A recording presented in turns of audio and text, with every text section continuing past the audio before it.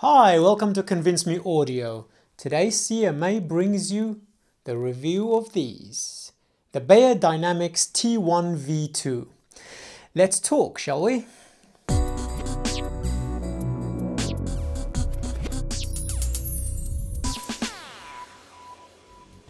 So, the construction of these headphones does not go out of its way to really blow you away. They're Bayerdynamics. They all pretty much look the same. Built like a tank, durable as hell, and comfortable as they come. The headband is constructed of a ultra thin steel metal band, surrounded and wrapped in extremely plushy foam and really springy feedback, and a fake pleather material wrapped around it just to make it look pretty with the name at the top. And the cups are made of plastic, and this housing is plastic too. Feels plastic anyway, or aluminium or something. Yeah, I'm gonna say plastic. Feels plastic. But the frame is solid steel, and to be honest with you, you shouldn't have any problem with these in regards to durability. I've had Bayerdynamics before. The DT250 I have had has lasted me 10 years and they're still rocking. So build quality wise, you know where you are with Bayerdynamics. Comfort, it's still the same across the board. Extremely comfortable headband, distributes the weight, what little of it there is, beautifully. There is no hot spots whatsoever. The clamp is barely detectable. You can still keep your glasses on while wearing these all day without it causing any issues in the temple region, depending on how wide your head is, I suppose, because I think that's about the limit of their width, to be honest with you, before some feedback is actually felt. But for me, they're extremely comfortable, extremely loose, and all day wearing, 100%. The stock pads, they're these, velour, very comfortable, very breathable, and if you've got slightly larger ears, they tend to sit right on the earlobe, but there is absolutely no pressure there to cause discomfort. But I have kept the Diconi velour pads for a specific reason, but most of my review will be based on the stock pads, these. So the cable that comes with these headphones is wrapped in cloth, covered in kinks, keeps its shape quite horribly, to be honest with you. The same concept as the focal clears, but with a bit more give, to be honest with you. I think these are better. Both unwieldy lengths, 9 feet I believe, and the entry is 3.5 and they terminate in a 6.5 jack, single-ended. The first time I placed these headphones on my head, probably the second most comfortable headphone I've ever worn, nipping at the heels of the Hyphaman Sesvara. The sound is transparent, liquid, and see-through. But liquid only up to a certain point, unfortunately. The sub-bass, the bass, the mid-range is all excellent. I love it across the board. But the upper mids, lower treble, and then mid-treble and the treble extension has too much energy. These headphones are not afraid of telling you how bad something sounds. They do not hide any discrepancy in a track. Unfortunately, for a lot of pop music and hip hop, they're out. If you're listening to well-mastered music, they tend to be great as a rule, to be honest with you. But for the top charts, they're a no-go. If you're listening to well-mastered music on these, they are very reminiscent of the Sennheiser HD800S. They give you the same transparency, the same sort of detail, the same sort of sound staging. It feels like they're the HD800S's little brother. And often they have been touted as the poor man's HD800S. I think that's a disservice because I believe these are more comfortable, these are more longer wearing, and these are ergonomically better. The HD800S hugs your face in ways that some people just do not like. The cups tend to come up here and wrap all the way around, and touch your face in places that it just shouldn't. But these, as you can see from a side profile, very snug, slightly bigger than on-ears, and very, very comfortable. Let's break down the sound, shall we, on these headphones. So, the bass region, though going very low and very, very resolving with good amount of detail and texture and speed, to be honest with you, is not very impactful. They're more there for show, revealing what's in a mix rather than taking you away with something like a track from Infected Mushroom or Prodigy or something similar. It's more as, yeah, the bass is there. Look, this is what the track is doing. I'm going to reveal these frequencies to you in the prettiest way I can, but that's about it. Some tracks you get an emphasis of bass, like a little bit of impact, but as a rule you tend to just listen to it and realize it's there and just dismiss it. The texture is very good. You get to identify what instrument is causing the bass region as a rule, and it goes low. But it depends how you drive these headphones. There's 600 ohms and you cannot just plug them into your phone. The Top-In A90 is a pretty powerful amp. Even that amplifier struggles, to be honest with you, to drive these to their full potential. I have a gripe with running these balanced, though I did for the sake of the review half the time and single-ended the other half the time. I will come back to that a bit later. The bass does not bleed into the mid-range, which is an excellent characteristic.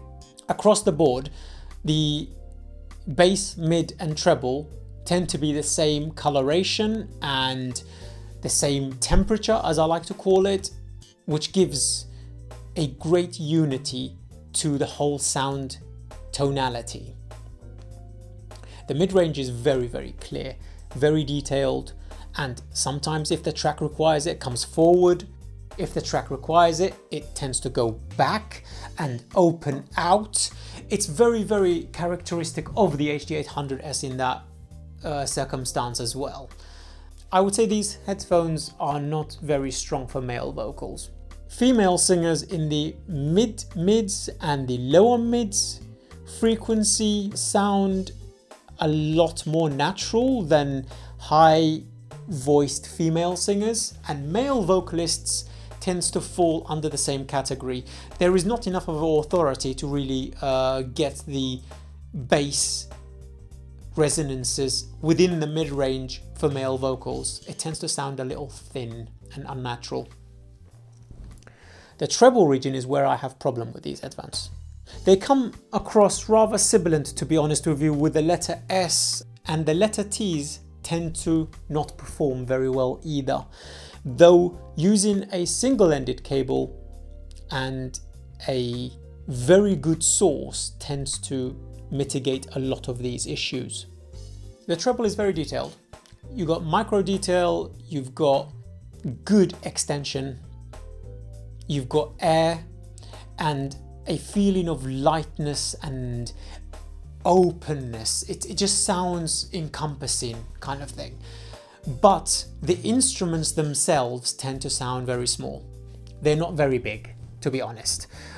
Something like the HD800S, though with the same tonality, gives a far bigger scope to an entire orchestra or to an entire band. This tends to sound pretty mediocre and down the middle of the road.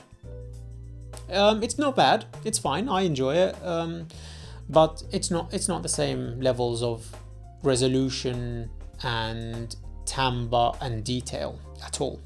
You can mitigate some of the treble problems using single-ended. Using balanced on these headphones, the bass region is very good. It fills it out, it's powerful, it's strong, and it's still not really impactful, but it's powerful, it's definitely there, it gives some authority. And the mid-range tends to work really well across the board as well. But when you go balanced with these headphones, even driving them properly with a very powerful amplifier, it messes with the upper register in the treble region. It messes with the frequency response.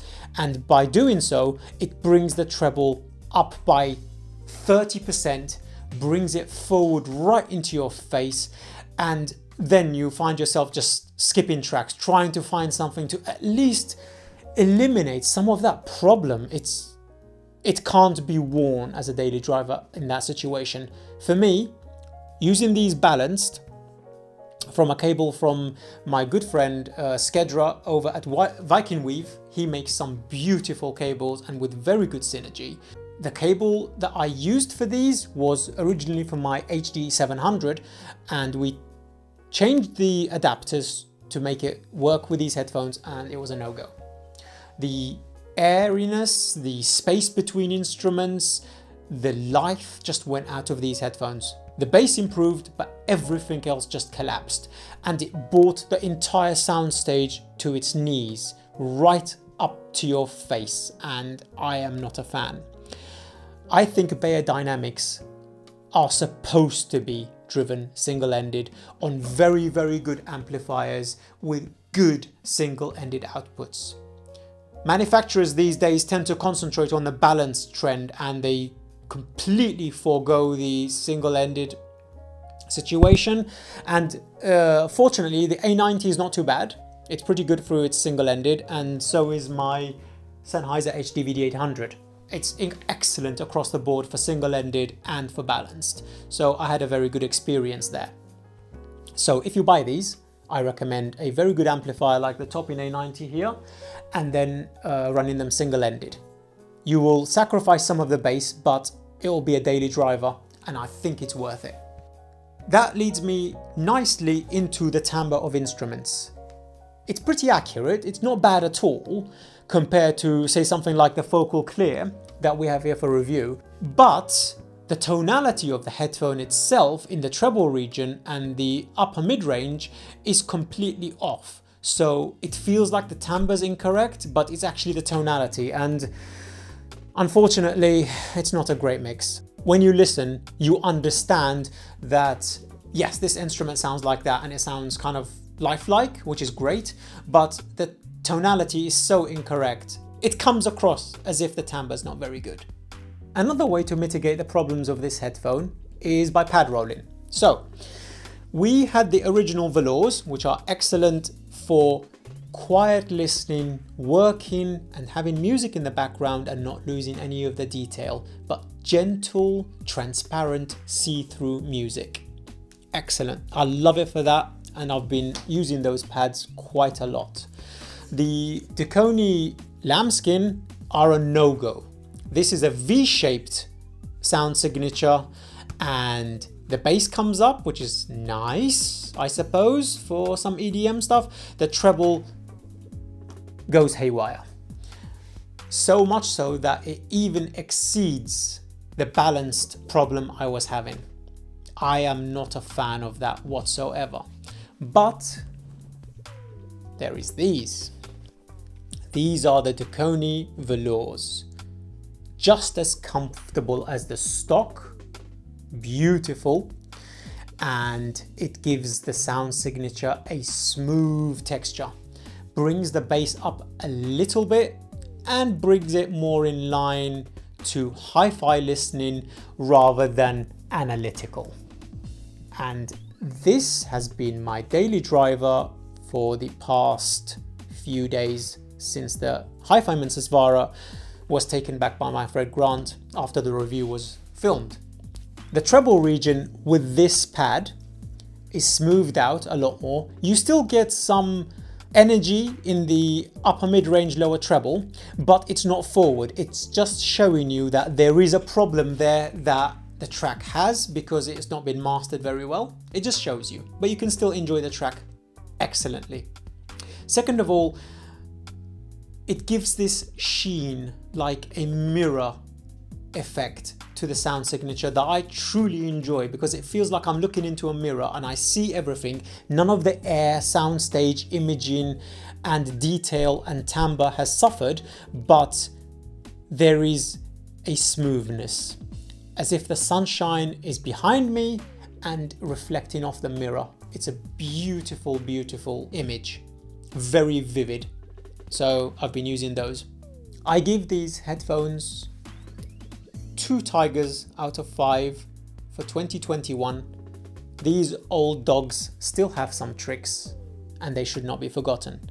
They're definitely worth your money if you're planning to listen to music quietly. Gentle analytical listening rather than rocking out, and they are definitely a workhorse. Something maybe to take to a quiet office environment that doesn't have any other people or too many other people around, because these are open back and they leak a tremendous amount. Or maybe in a quiet home environment, listening to music very gently and going about your day, doing your work. These can be found for about $650, £500 or so on the second-hand market. They're worthy of your consideration, most definitely, and the best Bayerdynamics have to give. I would like to take a moment to thank all my Patreons for supporting the channel right off the bat, especially my higher tier hunters, predators, and territorials. I deeply appreciate it and thank you for your support. And if you want to join our private chat where we carry on the conversation beyond these videos, please check out our Patreon. I'm Koji CEO. Until next time, peace.